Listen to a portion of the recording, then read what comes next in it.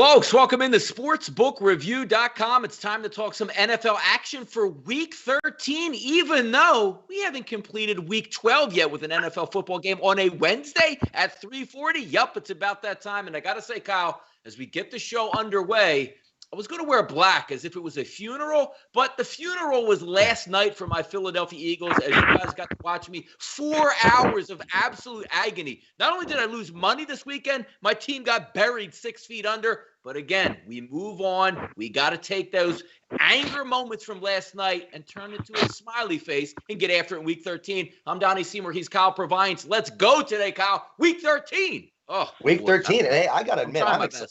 For Wednesday, 12:40 my time, I get to watch football on a Wednesday. So it's going to be mimosas in the morning. I'm going to enjoy the living hell out of finishing up Week 12 tomorrow. But, yeah, Week 13, there's some good spots here. The public, I'm sure Dave's going to let us know, took a beating this week from the books. I had an okay weekend. It was a lot of fun watching the Eagles. I hate all of the teams in the NFC East, so watching the Eagles go down, even though I'm not a big fan of the Seahawks, was pretty fun. And, that kind of brings us to what we're hearing there before the show. There's a lot of things going on here. I'm excited for Week 13. I'm excited to have Dave on with us. Yeah, nobody gets in on the inside jokes here, so let's have some fun and get after it right now. But before we do that, 75,200 people have subscribed to our YouTube channel, growing each and every day. Thank you guys for doing that. Welcome into the chat box.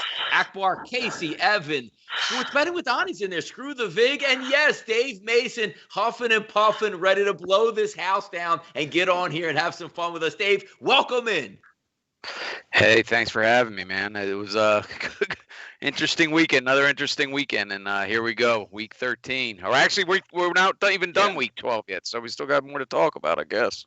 I mean, business is business, Dave. When we take a look at it, I mean, you have to love this. I mean, pretty soon we're going to be at the marker in Week 15. We're going to have a Monday game, a Tuesday game, Wednesday, Thursday, and a Friday, setting up central stages here. But it brings in a nice little segue to what we're talking about. From a bookmaker's perspective, as we look at it, do you have a guy, I have to ask this, do you have a guy that's just 24/7 sitting around waiting on like quarterbacks and interesting information to come back? Because I want to point to that Denver Broncos game where it was a 6.5 point line.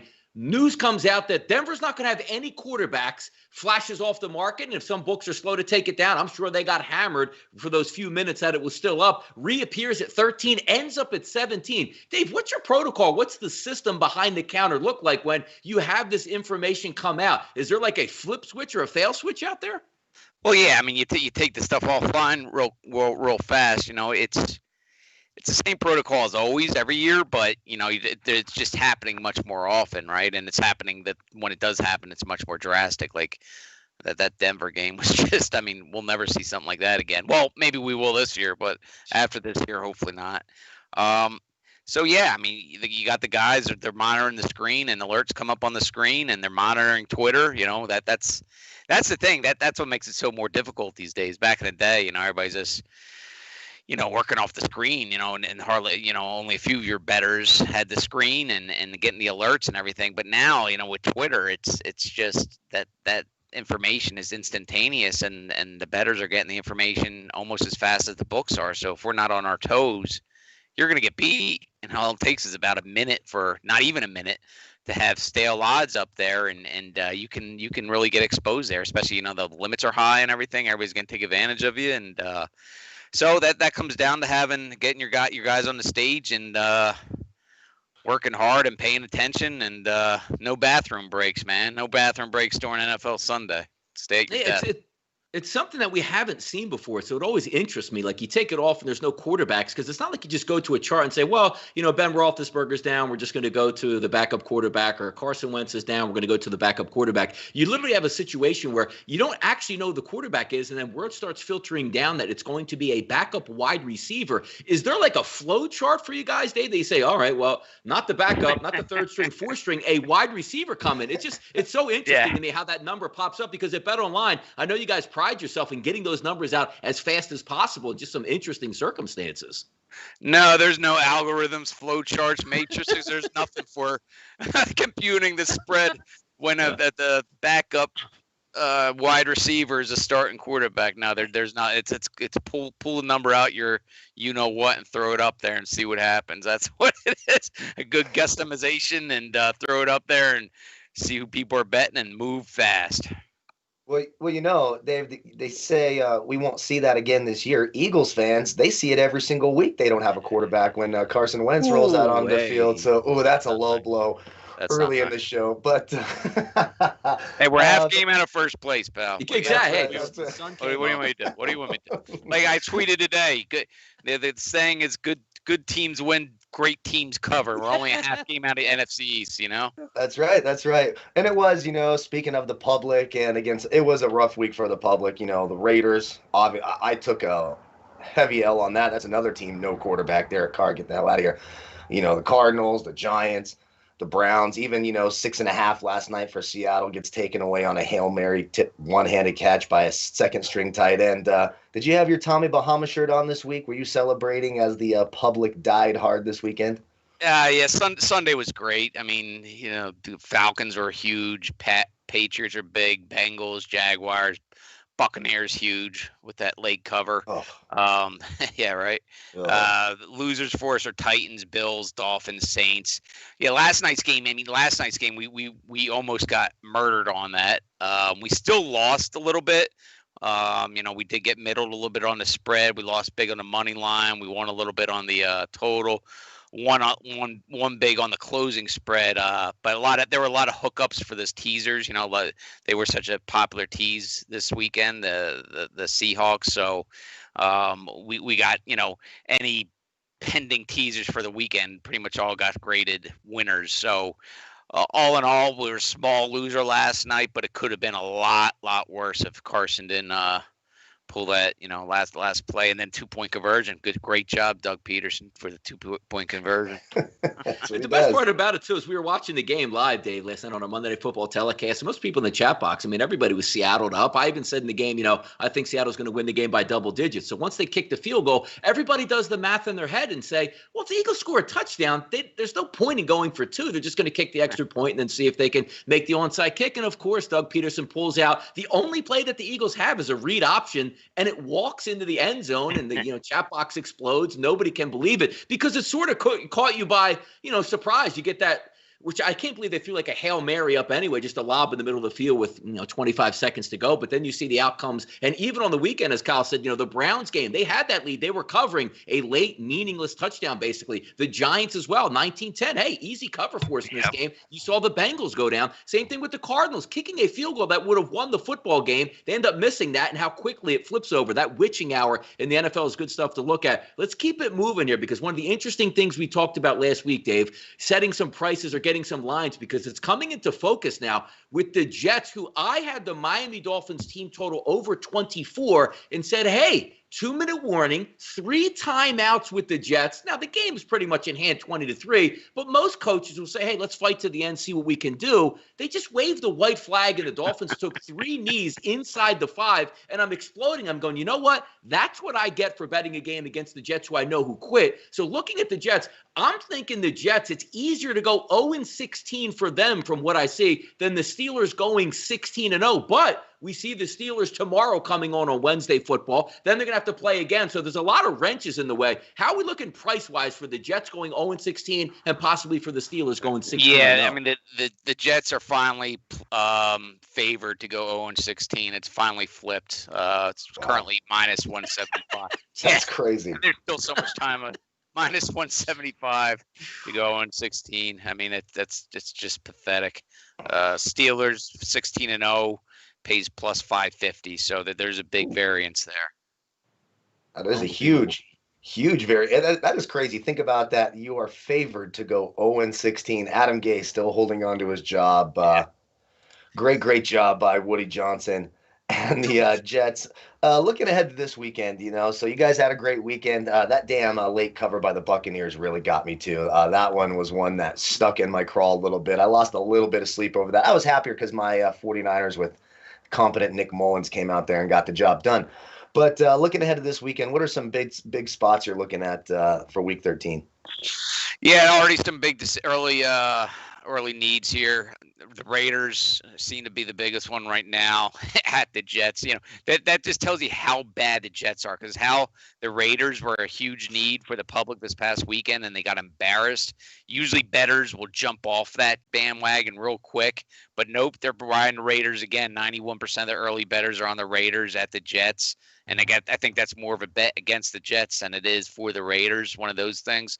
80% on the Colts, 76% on the Lions, 78% on the Titans versus the Browns, 72% Bills -2.5 at the 49ers. So those right now are biggest sweats. We're still waiting on a couple games to hit the board. I mean, I was going back to the NFC East, I was looking at the lineup here, man. All four NFC East teams could potentially be right around double-digit dogs this week. It's sickening, and we're gonna have we already have a lot of props ready to go for that. So they'll probably open tomorrow, like how many of the four teams will lose by double digits, etc. So we're gonna have a lot of good NFC East props up on the site tomorrow. I love that. I'm kind of surprised that all that action's coming in on Detroit early. What have we seen out of Detroit that makes everyone so excited? I know the Bears stink. Mitch, Mitch.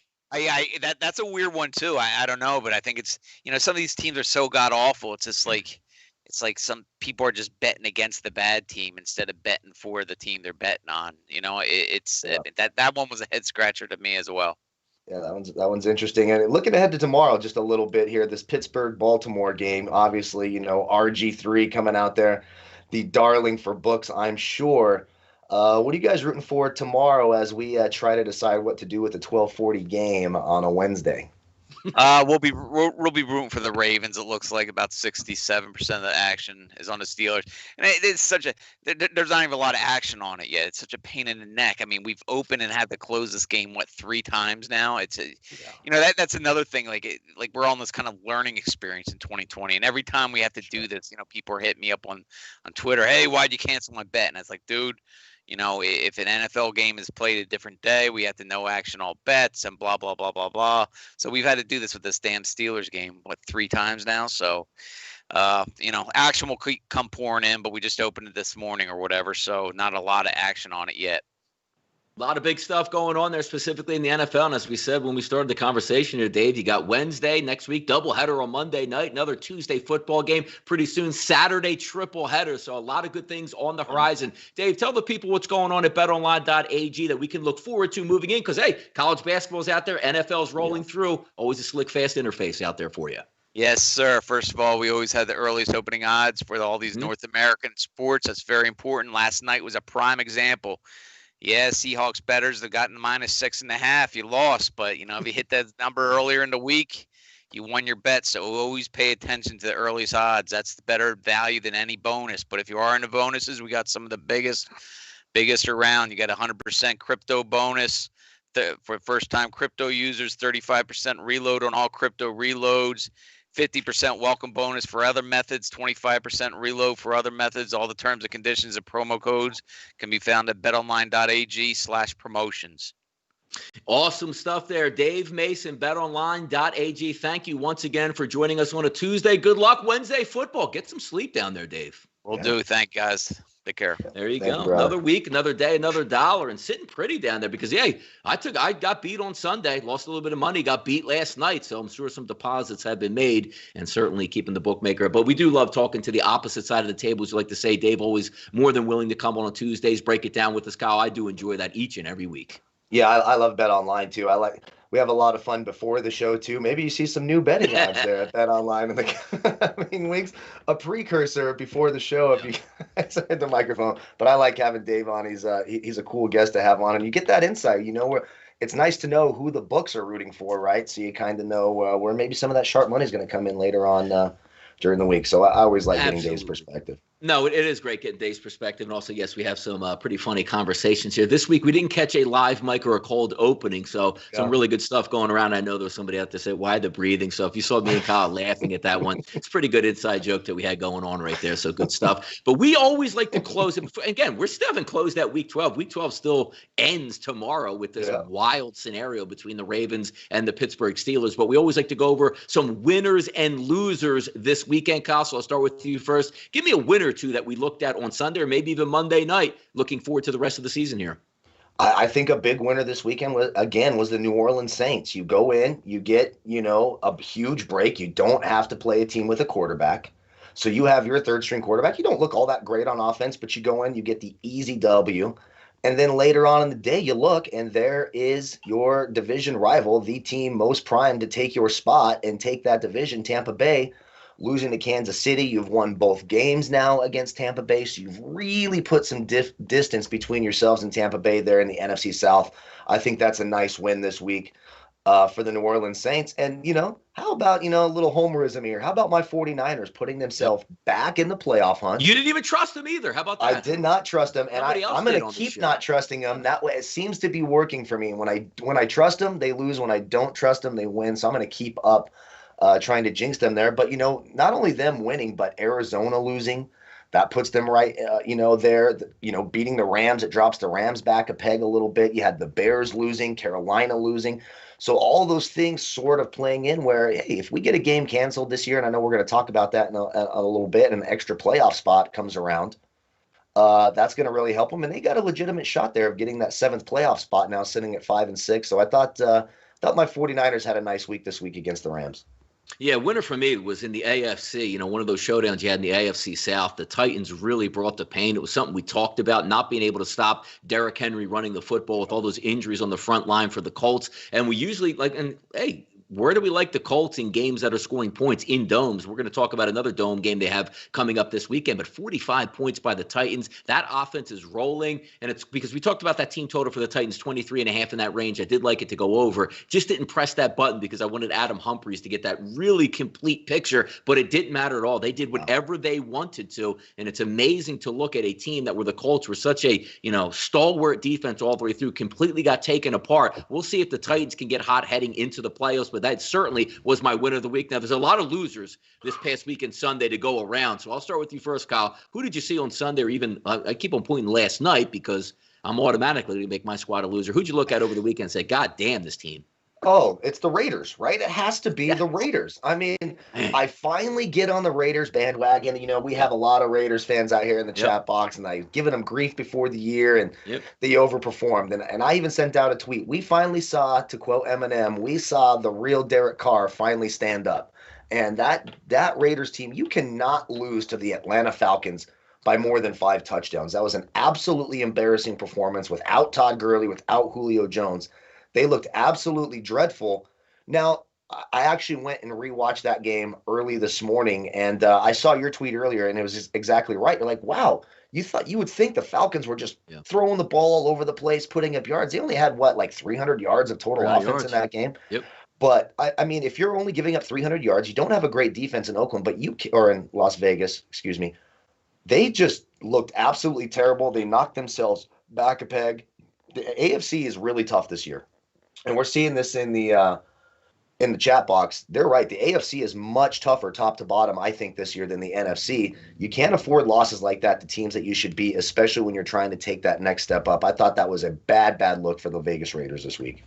Yeah, I got 2 losers this week, and I'm going to start with a team that I actually like, and I think if they make a change at coach, which they will do in the offseason, the sky is the limit because the defense, once healthy, will be there. The offense looks like they got a good young rookie quarterback, and I'm talking about those Los Angeles Chargers. It wasn't so much, Kyle, that they went into – because I thought they would be they should have covered the game for all intents and purposes, but they didn't, and, wins and losses are decided that way specifically with the point spread. So it wasn't so much that they went on the road and lost to a really good Buffalo Bills team, in my opinion. It was the way that they're just managed by their coach. And I guess it just seeps in because you're asking to change, I guess, the overall production of your team by still having the same head coach. And we wonder why year after year after year, the Chargers continuously lose these freaky one-position games or just continually come up small and blow leads. It's squarely on your head coach and setting the tone. That will change, but just looking as an overall, Anthony Lynn is a straight-up loser, and that's why the Chargers are one of my losers of the week. Not because I don't think they gave it their all. Bosa was amazing in that game. They had every chance to get back into Austin Eckler coming off the injured reserve list. He was phenomenal. phenomenal, but their coach just sets the tone, and they seemingly do this nonsense each and every week. And if anybody bet the Chargers, they know what I'm talking about. The last 40 seconds of that game, where you didn't even give yourself a chance to score, let alone get an onside kick and try to come back. So that was amazing in itself to watch. But as we turn it down, I'm going to talk about one team being a loser. And not because they're 0-11 at this point. It's the New York Jets. Now, to the fans of the Jets, they are winners. But I watched that game because, again, I talked about it with Dave earlier, taking the Miami Dolphins team total over. And I know on Sunday you even said, one of your pain picks was taking the Jets over. You had pundits across the wire talking about, hey, this is the Jets game. They can win this football game. A somewhat banged up Dolphins team coming in.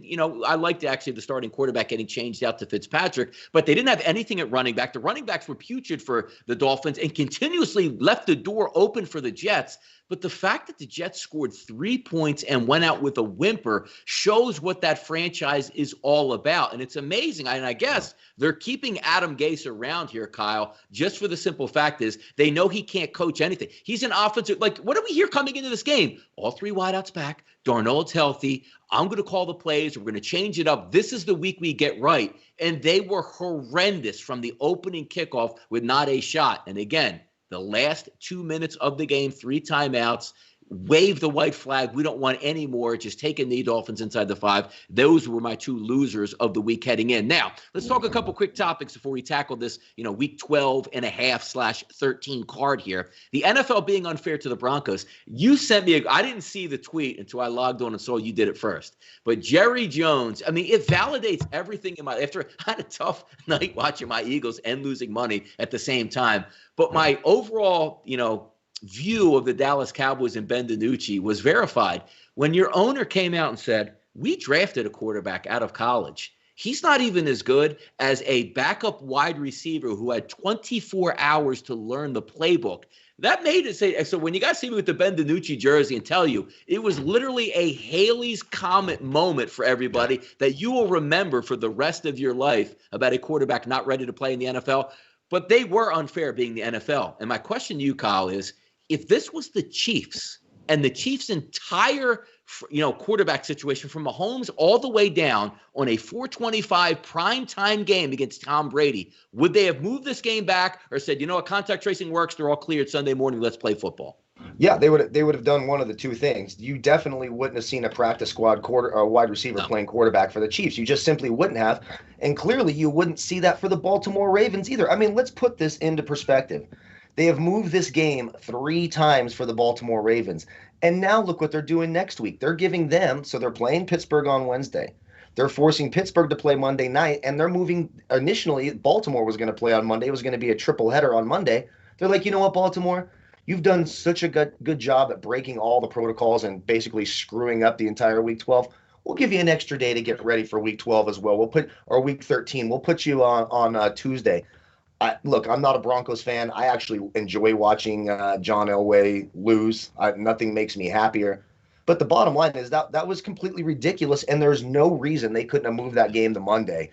And at least, hey, listen, even if your quarterbacks don't clear protocol, at least you get a day of practice with this guy. You can put a game plan in. The product that they forced him to put on the field was absolutely embarrassing.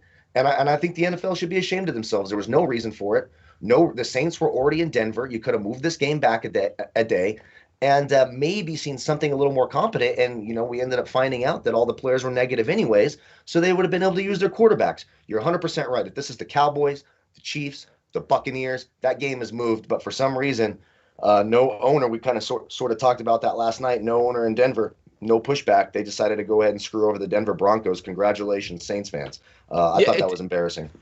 It doesn't actually make any sense because, even see the people come on TV, like Anthony Fauci changes his mind every single day about what the actual virus is. So we're trying to tell me that one of the Broncos quarterbacks tested positive for coronavirus, and he's around the other quarterbacks in the quarterback room. They can't play. Lamar Jackson tests positive, but he's not around his quarterback coaches or other coaches or quarterbacks where they would say it doesn't. Nothing makes any sense what any of these guys are doing. Like in your practice time, you have to have your mask on the sideline, but every time they talk, they take the mask down. It just nothing makes any sense. So the fact that they just told the Broncos, like, you're making a mockery of this and you're going to be forced to play and be embarrassed, so you'll wear your mask next week. And then you look on the sideline, there's 53 players active on each sideline. Nobody has a mask on. You'll never get me to agree to their protocols and what they actually come up with, who's in, who's out. And specifically for your 49ers, Sir Kyle, coming into this next week, Brandon Ayuk looks like he's going to get cleared. The man never had COVID, and he sat out longer than somebody who had COVID. So I have no idea what they actually. And they did this to the Niners on Thursday Night Football too. Remember, against Green Bay, their entire we had to call up River Craycraft at wide receiver. Oh nope, you're going to play. But the Baltimore Ravens, we'll move this game back 45 times and give you every chance, and just absolutely ridiculous. And like I said last night, I think Bouchatti, the owner for the Ravens, must have the softest hands in the NFL. Roger Goodell loves spending time with him, apparently, because that's an absolute joke to me. I'll just never get it. It's made me hate the Baltimore Ravens. I'll say that. Yeah, they want to get the Ravens in the play. I still think the Ravens are going to get back in the playoffs. Once they get healthy, they got a couple winnable games. But also the next point brings up here, do we see a canceled game forcing the playoffs to expand? And I got to tell you, I think if the NFL was, devious and smart, like I think they are, don't they cancel like one of these lower games that we don't give a damn, like just like the Jets in week 14, whoever the hell it is, because that triggers the 8 playoff teams for both leagues, which puts extra games on TV for more money. Just pay the players that week, whatever it costs you, like $10 million, $15 million in payroll. You cover that, but then you get the extra. I don't understand why they're actually not doing it, because the people that say, baseball guys, like the old school guys, you hear, I liked it better when one team from each league actually made. Come on, man. No, more playoffs, more better. More chances to bet. So when you look at that, I'm surprised that hasn't expanded. Real quick on the Pick Six contest, I had a losing week this week in the Pick Six contest, still hovering around that mid 200 range. I'm still waiting on that 5-1, 6-0 week in the NFL, which I don't think is possible at this point with how many crazy endings they actually have. But I'm going to get back on the horse next week. How'd you do this past week? I did 3-3. I was able to salvage a 3-3 week last night with Seattle covering by 4.5. I started out 2-0, had a great Thanksgiving day. And then some bad beats on Sunday. The Cardinals, the Buccaneers, backdoor covering the Chiefs 3.5. But I was able to salvage a 3-3 last night. So I'm in the 120 range, somewhere right in there. I'm only a few games out of the top 10. You're going to see me in the top 10 soon, because this week, like I say every week, 6-0 week, baby. Let's go.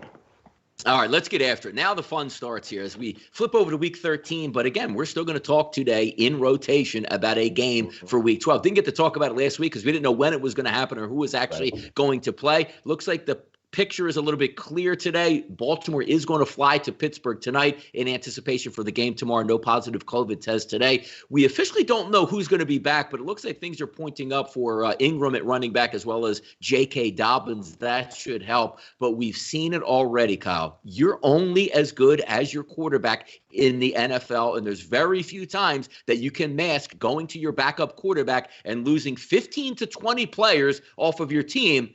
And you're not playing the Jets. You're playing the undefeated Pittsburgh Steelers at home, who did lose their running back. And I joke that they actually make the team a little bit better and more option, oriented and faster because James Conner is a turtle.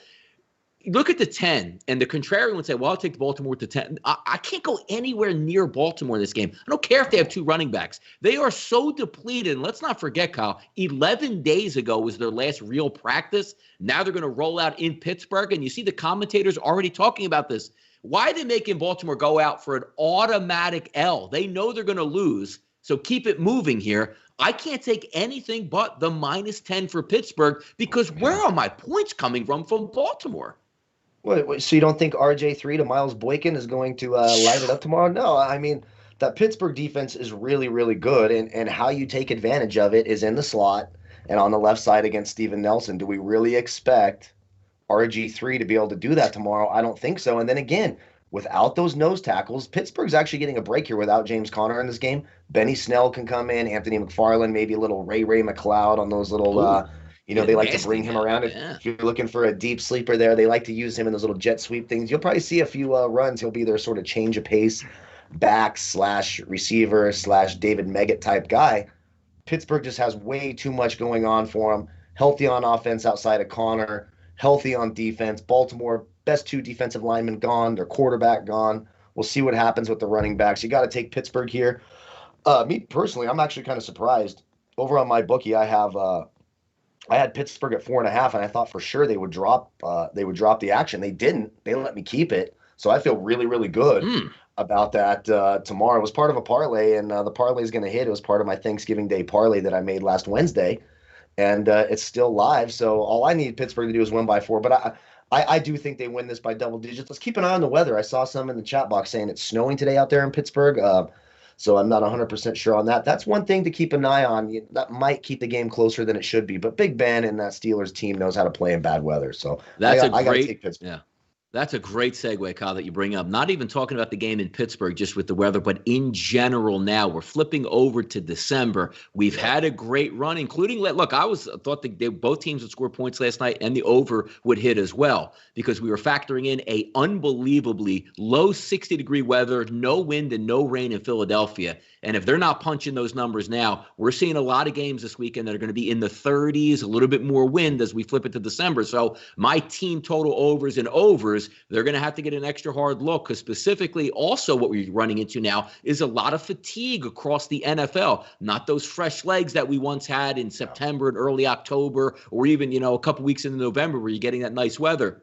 Now it's going to hurt a little bit more. Kicks aren't going to go as far. They're 55, 57-yarders outdoors. Maybe you don't kick that. You're also talking about great catches that are made. If it's 32 degrees with a little bit of rain, they're not making those great catches. So something to keep in mind, and certainly do your homework on how these games are going to be impacted overall by the weather. Let's get after it here on Sunday. 451, 452 right here at SBR Odds. Detroit and Chicago opens up at 4.5 in the favor of Chicago, drops to 3s. When I look at this game, the components I need to – I think Detroit is horrendous. But having said that, they fired their football coach, Matt Patricia, which to me is a very good thing. That frees everybody up in the locker room. They know where they stand now. All the chips are on the table. Let's see who can play for next year and put some good film work before they move in, because obviously the word was not getting out with Matt Patricia on that defense to try to get after the quarterback or even have any semblance of a defense. But here's what we get now coming in, because if we're going to go Matthew Stafford in this game, an extra week for that thumb to sort of heal up. But the more important thing is if I can get Kenny Golladay back, if I can get Danny Amendola back, if I can get DeAndre Swift back, that's a completely different football team. We saw the defense of the Chicago Bears get exposed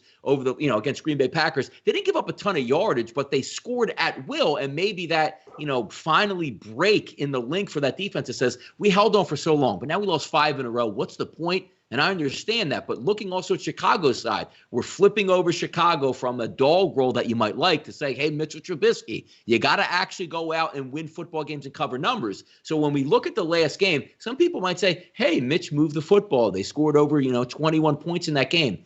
You don't get bonus points with me when you get down 21 in the first half, then score a touchdown, and then do nothing, and then get down 4 touchdowns in the second half before you mount any comeback. So I completely take that away. I got to tell you, if I can get those guys back healthy, I might flip it back to the Lions here. Yeah, this one's tough, man. This one feels like a runaway and ran away right from Jump Street. But you're right. If Golladay and DeAndre Swift come back, that's a huge addition. And, of course, Amendola. We saw this game, this was week 1. Detroit had a chance to win the game. Swift drops the touchdown in the end zone, right? The Bears win the game. The Bears have lost, 5 in a row? Yep. And, Matt Nagy channeling his inner Anthony Lynn. You mentioned Anthony Lynn, not to go back to it, but the funny part for me is after that game is he had the nerve to blame Justin Herbert for the loss. Instead, dude, you called running plays with 30 seconds left. You're trying to get an onside kick, and you called 2 running plays. Get the hell out of here. And then Matt Nagy did that. Our players need to show some pride. No, you need to show some pride. It's your bad coaching that has created this monster in Chicago. That being said, I never, ever trust the Detroit Lions on the road, except when they're playing Jacksonville earlier in the year. And I do not trust them in cold weather against Chicago. So right now, even though I think the Bears are a dumpster fire, I think the Lions are a dumpster fire. I'd have to lean to Chicago early in the week. If Golladay, Amendola, and Swift do come back, I'll probably rethink that, and my mind could change on Thursday. It's a really this is a tough one, and we kind of have seen the trend, right? Teams have played better once they fired their coaches. Look at the Falcons, with Raheem Morris. Look at Houston with Romeo Crennel. They've certainly played better after getting rid of some of these bad coaches, so maybe that trend continues. Don't trust the Lions on the – I wish that if this game was in Detroit, I'd be taking the Lions in the Dome. I get a little bit concerned about this game outdoors. Detroit is really, really bad at stopping the run. Now David Montgomery's fully healthy for Chicago. That should help them a little bit. Early in the week, I'm going to lean Chicago, but I'm going to have to see on Thursday if my mind's changed. I want to see some of the practice reports for this game. Yeah, if you give Matthew Stafford weapons, because he hadn't had any, and the defense doesn't stop anything. But also, when you talk about the point where you fire the head coach, it's not a better scheme. But usually, when the head coach gets fired, you go to a guy where they ask and say, "Hey, who do you guys like around the locker room?" And they know, like, "Hey, coach, I'm just using for Coach Davis, for instance. He's a really good guy. I think he can lead the way." So what Coach Davis does is goes around and talks to the players. "Hey, look, defense is struggling. DBs, what can I do to help you out? Yo, coach, stop calling this stupid cover 0. We're getting burnt every time." "Gotcha. We'll just go cover 3 in this instance." Defensive line, coach always made us do this stunt and twist. It never worked. Got it. We'll take that out of the playbook. Let's see if we can go out there, have some fun. Keep in mind, you guys are NFL players. This is on tape. Play for your jobs. Let's see what we can do the rest of the way. And you see what that happens in places like Atlanta when you just help out. When it's Matt Patricia in the Patriot way, Kyle, you know what he does? "I don't care if you can't play corner. You'll leave, not me." "Oh, thanks, coach. That's going to be a great season this year." You see how it blew up in their face when they legitimately told him, "You can't play man with this defense. We'll play man. Bill Belichick, Patriot way. Thank you. You're fired." Now we'll see if they can adjust. But it just comes down to, I can't take Mitchell Trubisky as a favorite. Yeah. Can't do it. Won't do it. As I get it. It's tough. Let's keep going here. Another bad football game. Cincinnati and Miami, 453, 454. Total opens up at 43, drops to 42, 41.5. So I'm seeing it bet Chris now. If we look at Miami as a prohibitive favorite, -11, my initial thought with this, Kyle, comes out and say, boy, that's just too many points. But I watched Cincinnati with the way they're playing on offense.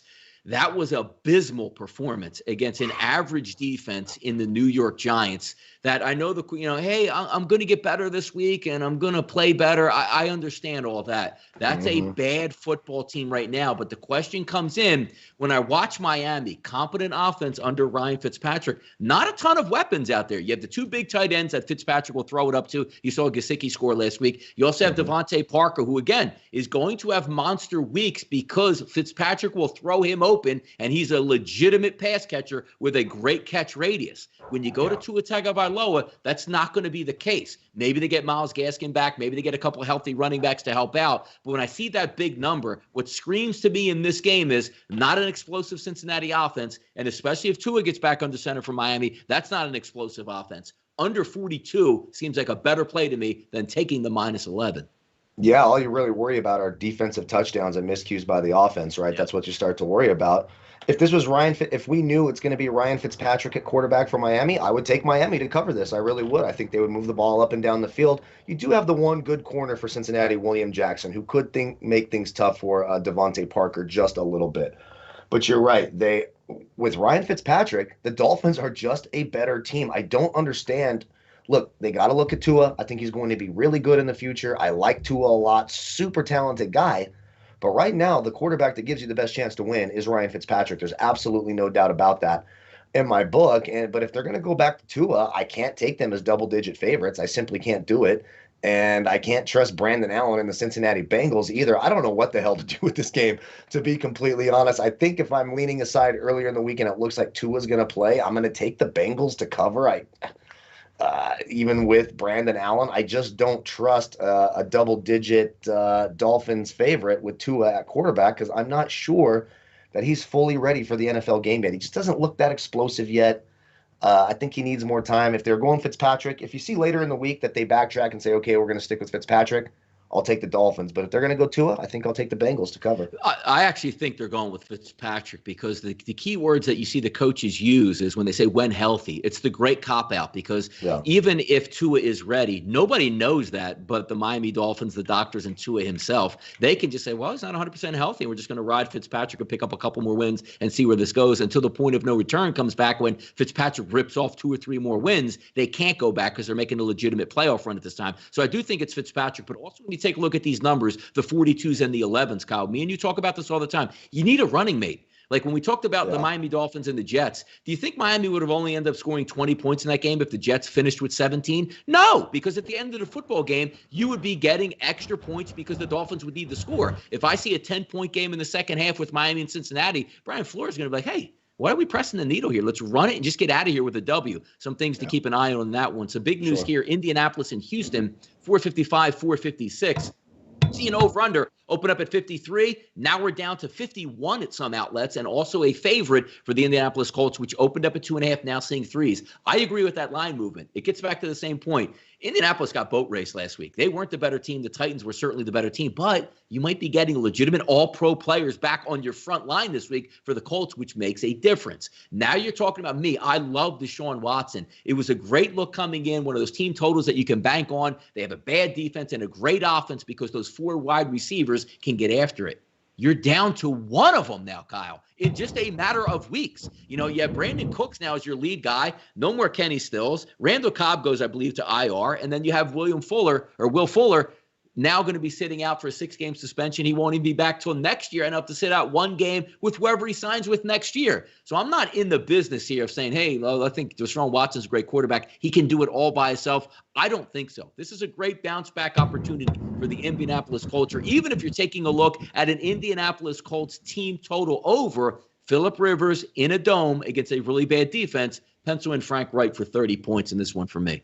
Yeah, and we've been advocating all year long, right? Like, wait till the end of the week. We don't know what's going to happen with COVID. It's hard to bet early, harder than it has been in previous years.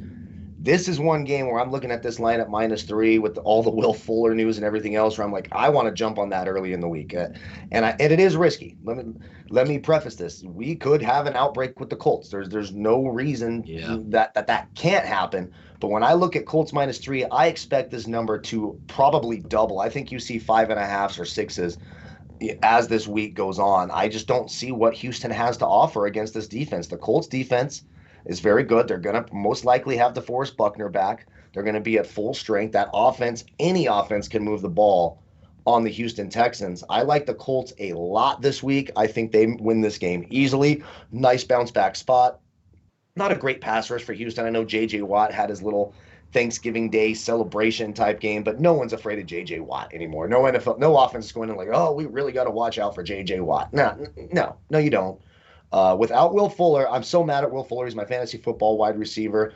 I will say this. It makes a lot of sense, right, that he's on PEDs, because when's the last time we saw Will Fuller healthy for 2 or 3 games in a row? We got 12 weeks of healthy Will Fuller, so I'm just going to take it. It's a little bit brutal. Go ahead and pick up Kiki QT there in your waiver wires. Yeah, I know, but it's Brandon Cooks, Kiki QT, and probably like DeAndre Carter playing wide receiver for this team. Or no, DeAndre Carter's gone, so it's someone else. I can't even remember his name. Go ahead and pick up Kiki QT. A bit brutal, but I think the Colts win this one. I think this, so far early in the week, this is my favorite line of the week so far. Next game, we'll talk about 457, 458, Jacksonville and Minnesota. Jacksonville taking the Cleveland Browns weight down to the wire with Mike Glennon at quarterback and down 2 starting wide receivers. So when you flip it over, Minnesota doesn't have a very good defense at all. Banged up football team last week with Carolina. Should have won the football game, Carolina. Actually, blew the game late, but then had a chance to hit a long field goal and was one of the, Matt Vanderjagt looked like he went out there and kicked that final field goal. I think it was Sly, I guess, for the Panthers, who completely missed the target on that one. This game opens up at -10 with plus money, all short at SBRodds.com. Now we're under 10 here. 9.5s at most outlets across the board. Some 9s are showing up. Over-under is rising, and I agree with that. Opens up at 49.5. Now we're sitting 51s and 52s. Look at Minnesota without Adam Thielen last week and Dalvin Cook for about maybe a half of a quarter in that game. Still able to put up 28 points. Thielen's probably going to get activated from the COVID-19 list this week. That offense will be able to move the football versus Jacksonville, but very impressed last week with Mike Glennon spinning the football for the Jacksonville Jaguars, who might be able to get back some help at wide receiver this week, and that'll certainly be a boost because this is one of the games that we talk about. Cold weather, windy, rainy conditions. It's in Minnesota. It's in a dome. 2 bad football teams. They tend to throw caution to the wind and get after it. Midfield, 4th and 2, they're going for it. So if they get it, awesome. If they don't get it, Kyle, awesome still, because it goes back the other way right at the 50-yard line. I want to see who's quarterback, because as much as hard as for me to believe, when I look at the Jacksonville Jaguars, all right, Mike Glennon was competent last week. He's still not your future guy, and I still think the offense can still operate much better with Gardner Minshew when he's healthy, so something to keep an eye on. But early in the week, Pencil in Minnesota for getting into the high 20s. They could get into the high 20s every week anyway, but I was very impressed with them last week coming back late and still putting up 4 touchdowns or 28 points in that game without your top wide receiver who should be back this week. I like Minnesota points here, but I don't know if I can lay 10 with Minnesota because I see Jacksonville still be able to score against Minnesota, and that's a big number. That is a big number, and that Minnesota defense is terrible. They are not a good defense, so that is the problem here. Then on the other side, can you trust Jacksonville? Now, we've seen Jacksonville put up some honest efforts. We saw it, last week, obviously, they came close. We saw it the week before against Green Bay in Lambeau Field. They only lost by 4 points with Jake Luton in it. So the good news for the Vikings, they should get Adam Thielen back, and also Dalvin Cook, it looks like, is not going to miss any time. So Dalvin Cook will be there. Man, it's a tough spot. I think early in the week, I'm leaning. I can't believe I'm going to say this. I'm going to lean Jacksonville to cover. I do want to see what's going to happen at quarterback and if Chark is back, Conley, etc. I cannot take Minnesota by double digits. I simply cannot do it. This is a tough one. Probably a stay away game. I agree with you. Over on the points. Early in the week, I'll lean Jacksonville. Let's see what happens on the practice reports this week.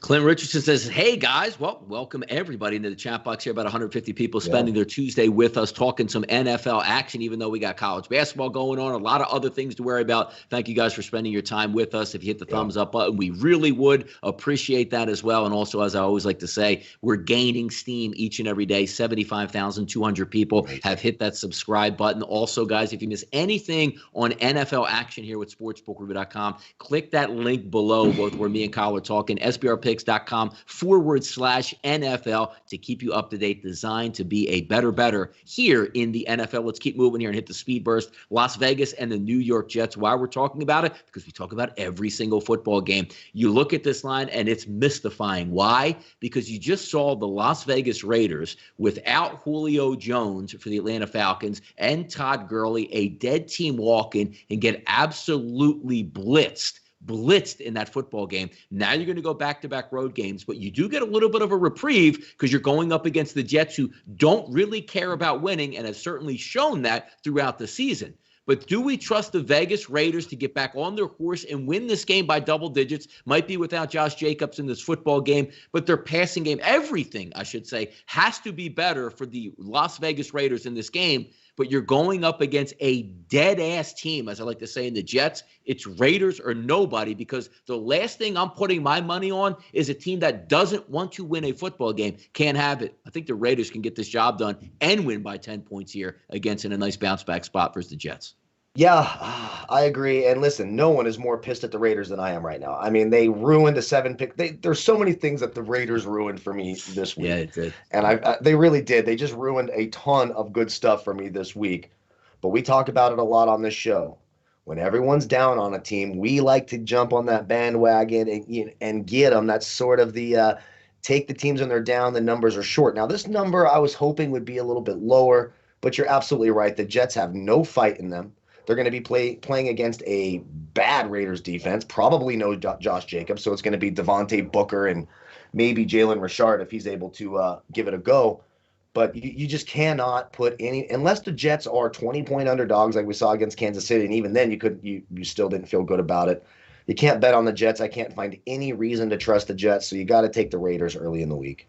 Yeah, if the Jacksonville Jaguars can actually win a football game, I'm going to be interested in the Jets, because then all of a sudden the ownership goes, hey, you guys can actually win one game, so we don't have to embarrass ourselves if I'm going 0-16. But until that happens, they're clearly focused on tanking, because Adam Gase, who's supposed to be an offensive guru, has this team operating at super inefficient levels, and it seems like it's done on purpose on 4th and 1s and 2nd and longs. Frank Gore is good for 2 yards. I mean, that's it. And he continually gets the football when you should be trying to work on that young quarterback Sam Darnold and those wide receivers. But let's keep going here. Don't need to spend a lot of time on it. Here's an interesting one. Just saw this game a couple weeks back, and New Orleans absolutely imploded Atlanta. Now the scene shifts from New Orleans, goes to Atlanta. And I was very impressed with New Orleans. And we can laugh about, hey, there was a stone cold quarterback, or backup guy in Kendall Hilton that was playing against them. But let's not forget, they still put up 31 points against an average to above average Denver Broncos defense, when the Denver Broncos defense knew all they were trying to do was run the clock out. I was impressed by that performance, and now I'm scratching my head a little bit. Is it because Taysom Hill played against the Atlanta Falcons already and they have a game plan against them? That defense is phenomenal. They will cave that pocket. And keep in mind, hamstring injuries with Julio Jones, questionable this week. They had Julio in the last game and got clowned. Let's see if it happens again. Early in the week, I look at this. This is the everybody and their mama game, but I actually agree with it. New Orleans here for me. Oh, yeah, New Orleans for sure. And, everyone's going to be happy. We saw Atlanta, spank a playoff team in the Raiders. Yep. Okay, that's great.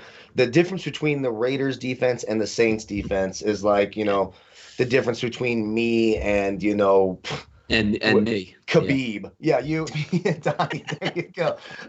No, you got to take the Saints here. I know the offense is a little bit limited, but we even saw it. Michael Thomas was able to get going in that game with Taysom Hill at quarterback. The Falcons secondary can't cover anybody. They're bad against the run. We'll see if Julio Jones is healthy enough to go. Even if he is, you probably see him for a couple of plays, and Marshawn Lattimore and Jenkins should be able to handle that there. I think the Saints continue to roll. Right now, the Saints, you got to say, even without Drew, right now, the Saints, that's how weak the NFC is. The Saints are probably the team to beat in the NFC. I think they handle the Falcons in the Dome. No weather situations here. I actually don't mind the over 46. I think it can get to that. I know it's a little bit weird without Breeze, but the Falcons are going to have to throw. Saints should be able to do whatever they want on offense. I like the Saints -3. Another number that I think is a little bit too short for me, even though I know they're going on the road.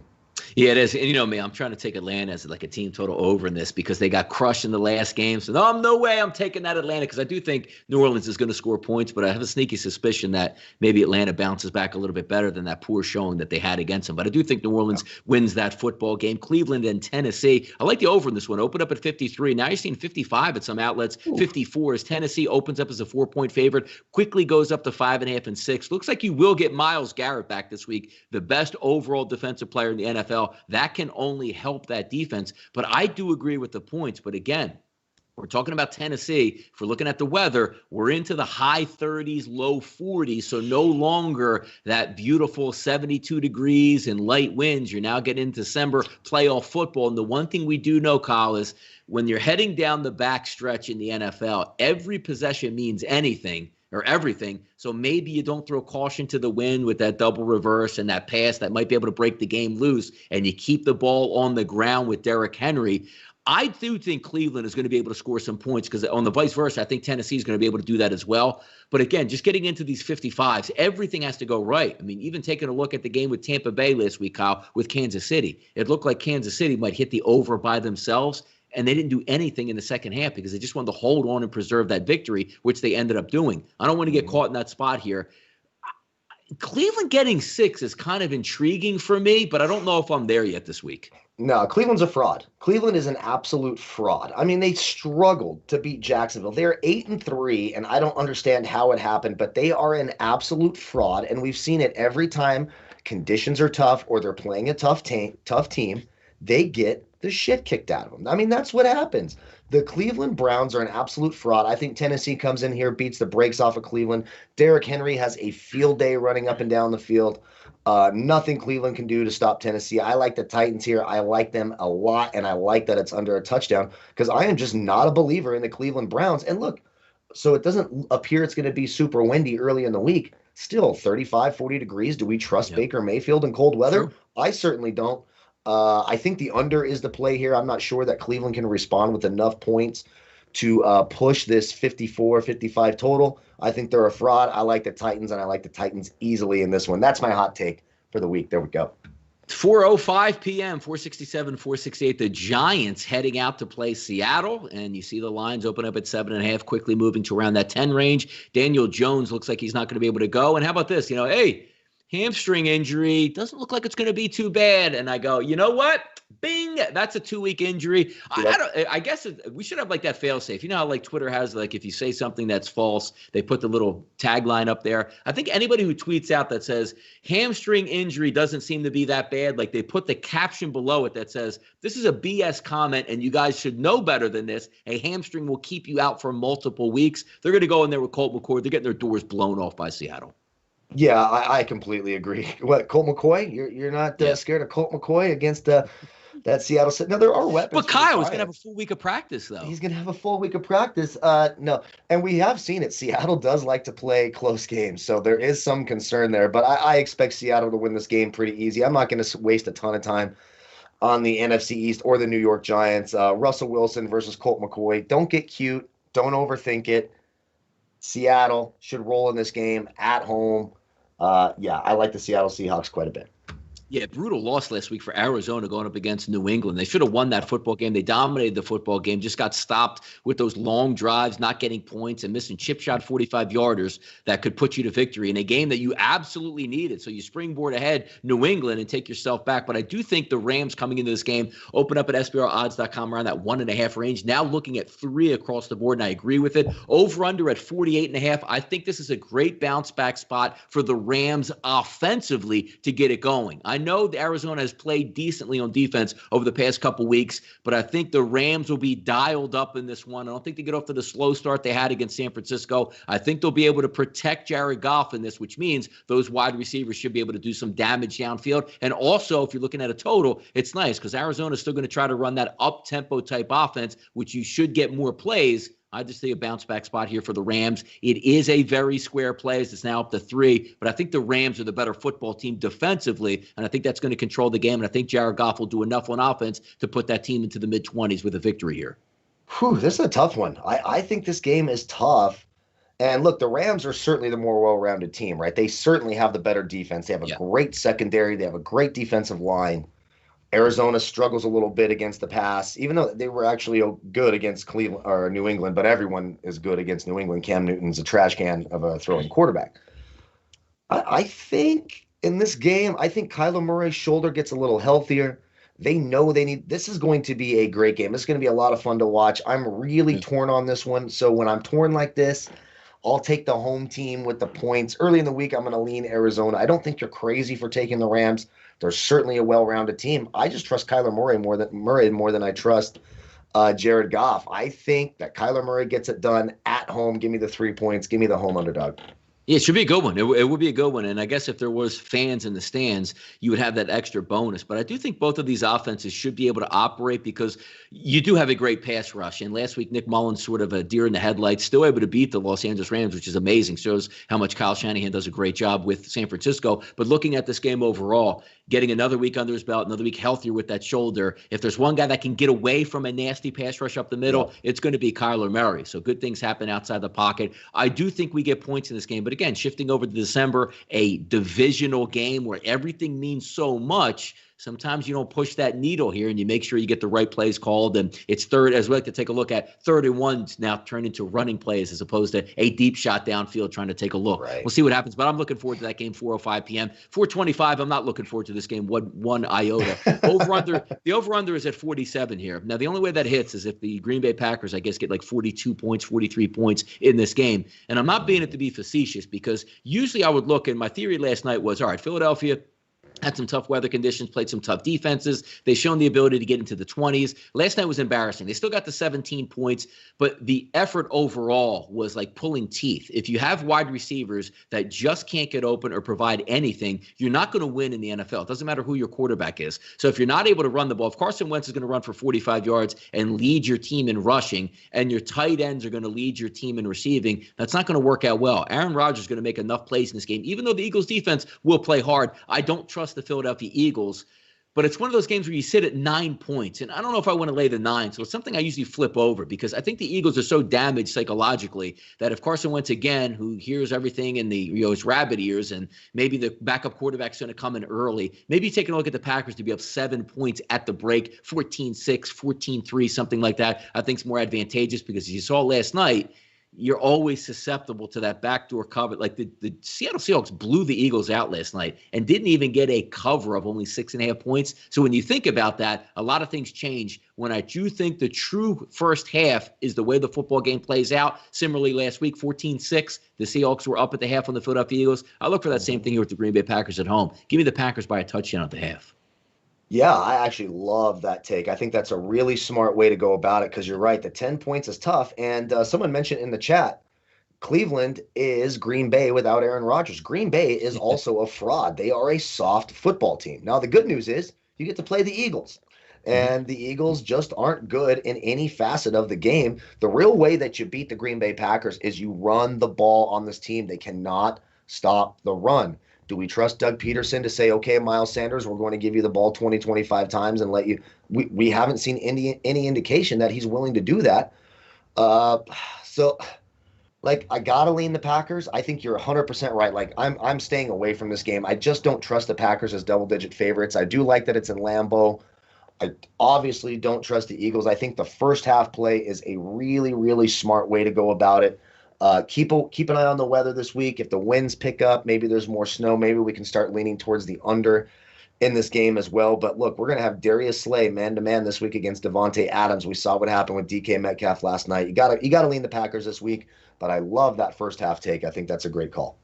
I definitely think, Kyle, in this game, too, when you look at the under is the play, because you saw last night, if the Eagles were up to the task on offense, Seattle would have just kept coming. Seattle would have scored 35 points last night. You even saw it at the end of the football game where they got the ball inside the 20 and basically ran 3 plays that went backwards and kicked the field goal. If the Eagles are actually involved in the game offensively, Green Bay will be pressed to score more points. But again, when the Eagles look hilarious on offense for 3/4 of the game, Green Bay is not pressing it. They're not dialing up a play that nobody's seen on tape for an easy 40-yard score down the left side of the field on a deep route. They're going to say, hey, save this one for next week when we really need it. And that's where the play comes into. So the first half, everybody presses the gas. The second half, if you're up double digits against an inept offense, you're not pressing the gas anymore. So when Seattle takes over last night after, the interception in the end zone by Carson Wentz, are they saying, hey, let's get after him. Let's go 65 yards in 3 minutes and put this game away? No, they're going, let's pick up 1 first down and just see what happens and punt the football back with 3 minutes to go and the game's over anyway. So keep an eye on that one. I like the first half. Here's a good one here. New England and the Los Angeles Chargers. Don't like the fact that Anthony Lynn is the head coach and they can't win football games. I get that. But this is more an indictment here on New England. Yeah, hey, New England won last week. Yeah, fantastic. If a field goal goes through, we all laugh and say, Cam Newton, they should just put him on the bench. You can't win football games for the majority where I'm saying, what am I going to get out of my quarterback? Every time I watch Cam Newton pass, I'm actually amazed the ball is completed because it's almost like he turns completely around, winds up, and just rips the ball out of there full speed. If you're going to throw for around 100 yards a game, I can't trust you. I like the Chargers in this game at about that pick 'em over under 47. New England never plays to an over, so I can't theoretically put in the back of my head if I hate Cam Newton, it's going to go over 47. The Chargers are way more talented than New England. I trust Herbert way more than I do, obviously, with Cam Newton. But the factor comes down to you're going to ask the Chargers to win the football game, which is the tough part. But smoke and mirrors with New England, I'm out on them. Ooh, it's going to be a tough matchup for the Chargers. They got to take on Anthony Lynn and the New England Patriots. I mean, they're literally playing against their own head coach. He's such a mental midget when it comes to game management, clock management, decision-making. Anthony Lynn is the worst. So the problem is, I agree. I think the Chargers are more talented. I think they have more speed. Their quarterback is exponentially better. Cam Newton can't throw the ball. I mean, the Arizona Cardinals are a bad secondary. And what do you have, like 60 yards passing or something? 70 yards? It was in the fourth quarter. He had 55 yards passing. It was absolutely dreadful to watch. No weapons on the outside. Damiere Byrd, Jacoby Myers. I mean, get the hell out of here with the lack of talent on the offensive end for New England. The real problem is, do we trust the Chargers to win? I'm actually going to say yes. I'm going to agree with you. I'm going to take the home underdog. I see ones and a pick 'em basically everywhere. Yep. I'm going to take. I do think that Bosa and Ingram, if Ingram does return this week, can give Cam Newton problems. He's a running quarterback, but he's not this escape artist who's fast and quick. He's more of a power lumbering type back. So they should be able to contain Cam Newton and those weapons. Austin Eckler looked great in his return last week. I'm with you. I take the Chargers, but it's another one. Don't be surprised if Anthony Lynn does something stupid at the end of the game and cost you your bet on this one. It won't shock me. The guy does not know how to win. But I like Herbert and the Chargers much more talented, so I will take the Chargers. Yeah, Sunday Night Football blowout city, Denver and Kansas City. Line opens up at 13.5. Now we're seeing 14s across the board. Over-unders at 51. I would like to say the game does get over the total. Kansas City annihilated Denver last time out in that snowy, cold weather game. You're talking about Kansas City at night. It's going to be another cold weather effort. But Kansas City basically names their number. The only problem that you have if you're looking for that 51, Kansas City will say, hey, if you're game on the other side, we will run it up as high as we need to, have some fun, because you have – basically, how do you have a 1,000-yard tight end and a 1,000-yard wide? It's unbelievable what they do. Mm-hmm. And when you watch Patrick Mahomes operate, the defense doesn't matter. I don't care if you have a great pass rush. I don't care if you have locked. None of that matters. The only thing matters in the game is if the other team can keep them engaged where Kansas City still keeps their foot down, because at the half they have 20 points against Tampa Bay, and you're saying like, my God, the quarterback threw for over 300 yards. He can do that again in the second half. They only score 7 points. So in the NFL, it's not about covering spreads, which are 14 points. It's really about getting in and out with victories. Now, you know me. I like pain. I sort of take a look at this 18-team total for Denver and say, well, they're going to be down.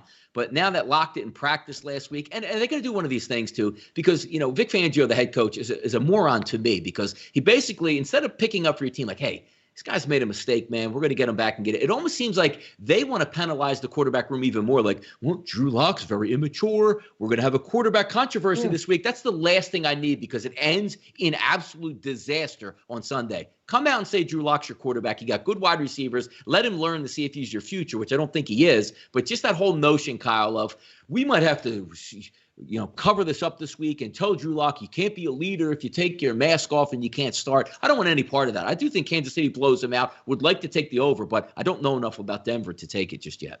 Exactly. And if Drew Lock's going to be the quarterback and the offense is going to be fully functioning, you make a great point. The Kansas City defense is not good. So they can be backdoor covered with the best of them. There we go. There's some jokes for that. But they really can. Their defense is bad, and they were fantastic against the spread last year. We've sort of seen them let bettors down this year with their lack of ability to play defense. And so we're talking about 2 touchdowns. Do I think Kansas City wins this game? Absolutely. Will I have just like their money line to add a little bit of juice to one of my 8, 9, 10 parlays that I do every week? Absolutely. Am I comfortable taking the 2 touchdowns? Like you said, I need to know more about what's going on in the quarterback room. And you're absolutely right. Like, look, the kid didn't have a mask on. Like, this is the first year our entire lives. Look, I've been on the planet almost 40 years where we've had to wear a mask. So you want me to, knock the hell out of somebody who, didn't have a mask on for a few minutes and still tested negative, still didn't get. So it's not like he was hovering over Jeff Driscoll and not social distancing. He had his mask off for a little bit, tested negative, didn't even test positive. I'm certainly not going to bash the kid for that. I think the coach should know better. But Vic Fangio is a moron coach as well. The one concern for Denver is no Bryce Callahan. If he doesn't play, how do you stop this? I don't think he's playing. Game? I think he's actually is he already on IR or going to? I don't think he's. They already might have put him there. Yeah, I don't think he's going to play either. And that is by far their best defensive back. AJ Bouye is very good, but Bryce Callahan's been really, really good. Kansas City's offense should have a field day without Callahan. You got to lean the Chiefs right here. But if Drew Lock plays and that whole offense is going to be there, I might take a look at Denver, 2 touchdown underdogs. Doubleheader Monday Night Football next week. We'll hit these 2 games quickly here. Buffalo and San Francisco, 8:15 p.m. That'll be the night game, but since obviously it's in the same rotation, we'll start with that one first. Opens up at 2.5 as a favorite for the Buffalo Bills. Keep in mind this game is not in San Francisco. This will be played in Arizona.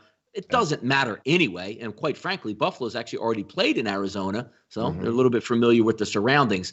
The 2.5 is a really interesting number here because I like San Francisco. San Francisco's probably going to get back Ayuk this week, which is only going to help them out. And I do think the Buffalo defense is still struggling, but that's not the situation I want to look at. It's actually the Buffalo offense. Now, yeah, they put up 27, but we talked about John Brown not being out there. About 330 yards of offense on Sunday against that Chargers defense. I still need more to see from them. You're going to get an A-plus performance here out of the coaching staff for San Francisco, but I don't know now if I can take San Francisco in that short dog role of 2, because they have to win the game, obviously, probably to cover the spread. And I've been one of the bigger proponents in winning money on San Francisco left and right, specifically with team totals. The 48 does seem a little bit high because I don't think San Francisco is going to be pressing and really getting it after it. And I don't think Buffalo on the opposite side is really willing to get those 400-plus yard games that we were associated when John Brown is back. He's now on IR, so he won't be back for this game. It's an interesting one. I actually lean towards the under 48 in this football game, and I'm having a tough time with the spread because, Buffalo is a really good football team. They should be able to win this game against San Francisco. Keep in mind, it's still Nick Mullins, even though you're covered up by a Kyle Shanahan scheme. Hard for me to go against Buffalo here with that short number. Man, it does make it tough, and I don't want to jinx my Niners and pick them to win this game because I've been doing such a good job with them winning as I don't support them. The real difference to me, certainly Buffalo has the advantage on the offensive side of the ball with Allen and Mullins, et cetera. But that 49ers defense, now that they're getting their defensive backs, are returning and back healthy, that defense is really good. And when you look at the head coaches, Sean McDermott for Buffalo, we've seen him fall apart late in games, questionable calls, not necessarily the highest IQ coach in the league. And then you go Kyle Shanahan, who for my money is the smartest coach in the NFL. I think the 49ers, no team battles adversity more than the 49ers or better than the 49ers. We've seen them do it this entire year. We saw it on that back-to-back road trip in New York against the Jets and the Giants where they lost, 15 players. We've seen them battle adversity all year long. So I'm going to say my 49ers as, de facto home favorites, even though they're playing in Arizona. I'm going to take my 49ers to give Buffalo all they can handle. I think my 49ers win this game outright, but I do agree with you. Under 48 is the bet. Quickly, one on this one, Washington and Pittsburgh. Obviously, we know Pittsburgh is going to play tomorrow, so maybe some injuries or even COVID tests pop up there. But they are opening up at around a -10. I do agree with that number. You get a competent performance out of Washington. The interesting thing you're going to have to, because we haven't seen this before, a team playing on a Wednesday and then going to go back and play on a Monday. Now, they are at home, so it's not like they have to go back on a travel date, but you're still going up against the Ravens, your hated division rival. It'll be a physical football game. Then you recover Thursday and Friday, Saturday, Sunday, Monday. You're already back on the field. And keep in mind also, Washington did play Thursday, so they get the extra time off. So almost like a team coming off a full bye versus a team that's really crunched on the week. That's something to keep an eye on. If it stays at 10, maybe a buy on Washington, but I have to say, if there's one team that if you want to bet Washington, you probably don't want to lay it. It's with the Pittsburgh Steelers. It's not to say the Steelers are great, but you're talking about a quarterback that can't get away from much. And this Steelers defense is on the hunt for quarterback sacks. You can't just play dump ball football against the Pittsburgh Steelers and think you're going to beat them. That Steelers defense is going to be smashing skulls against Alex Smith. I don't know how well he holds up or how well he wants to hold up, but I do think they get a competent performance. But early here, before we see anything, I actually like if I'm going to get maybe a 9.5, I think the Steelers can win this game by double digits. Yeah, I like both of these defenses. These are two very good defenses. So as I look, I'm only seeing a few numbers on my board. I'm seeing some 44s. I kind of lean the under in this one. I think both defenses are really good. I think they give both quarterbacks problems. This is another one where you're nervous about Alex Smith, right? That pass rush for Pittsburgh can get after it, and it's not a good situation. And you're right, you're not going to dump the ball off and win against Pittsburgh. The weakness of them is getting the ball downfield against Steven Nelson. And again, it's unusual that we're talking about one team twice in one show, right? 2 different games. How unusual is that, talking about them against Baltimore and Washington? So I kind of feel like a broken record here, but getting the ball downfield against Nelson, against Mike Hilton, even Joe Hayden's been a little bit banged up. That's how you beat Pittsburgh. When you have success against Pittsburgh, it's getting the ball downfield and putting pressure on that offense to do things they don't want to do. The Washington defense is good enough. I'm not sure the offense is good enough. I like the under, but I think you're right. I probably take Pittsburgh here by 10 or more points. There you go. Week 13 tomorrow. Interesting stuff in the NFL. You have a 3:40 p.m. game, so certainly everybody going to be hanging back. Kyle, is going to be fully imbibed by the time that game starts there out on the West Coast. But that's what we like to do. But also, Kyle, Thursday we come right back, sharpen those pencils, get it ready again. A lot of windy conditions to watch out for. And also, who's going to pop up on the COVID list? Who's going to be taken off the COVID list? Something to look forward to. Thank you guys for spending your time with us on Tuesday here, talking a little bit of NFL football from your busy lives. Me and Kyle certainly, and the good people here at SBR do appreciate you guys checking in. So we will close this show out, letting you know once again, we'll be back on Thursday, 4 p.m. Eastern time to get you ready. No Thursday night football game, so we'll have a little bit of extra time here to prepare and get after it on the weekend. Also, Kelsey will join us and go over some Pick Six contest winners, or what we hope will be winners for this weekend. I'm Donnie Seymour. He's Kyle Purviance. We are SportsbookReview.com, and this was your opening line show for Week 13 NFL action. Good luck.